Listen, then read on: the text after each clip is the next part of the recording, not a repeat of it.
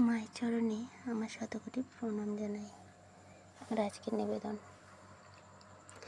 তারা মায়ের চরণখানি যেজন থাকে ধরে, তার বিপদে ঢাল হয়ে যে মাই রক্ষা করে। ভক্তের চোখে এক ফোঁটা জল যাদের জন্য ঝরে, জীবন তাদের দুর্বিষহ মাই আমার করে।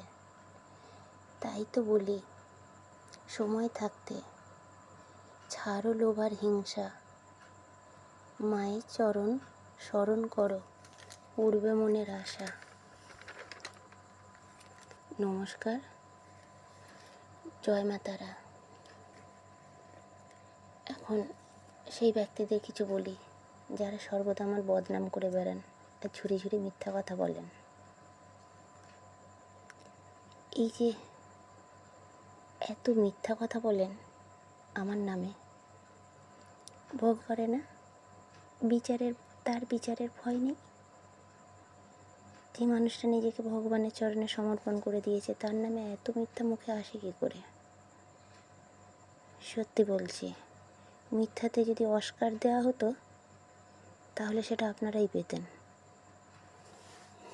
অর্থের অহংকারে মানুষের নামে মিথ্যা বলা, মানুষকে ছোট করে দেখা, দন্তক্রিয়া করে মানুষের জীবন নষ্ট করা, এসব বুঝি করা যায়?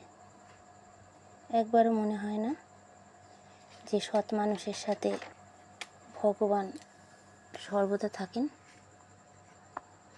আর আপনারা এমন মানুষ, নিজেরা ভগবানের নামে ভণ্ডামি করেন। আর আমি ভগবানের ছত্রছায়া আজ এত হিংসা যে স্পিরিচুয়াল অ্যাটাক করে ভগবানের থেকে আমাকে দূরে করার চেষ্টা করেন। আচ্ছা, ভগবানের থেকে ভক্তকে আলাদা করা যায়? পৃথিবীতে এমন কোনো শক্তি আছে নাকি যে ভক্তকে ভগবানের থেকে আলাদা করতে পারে?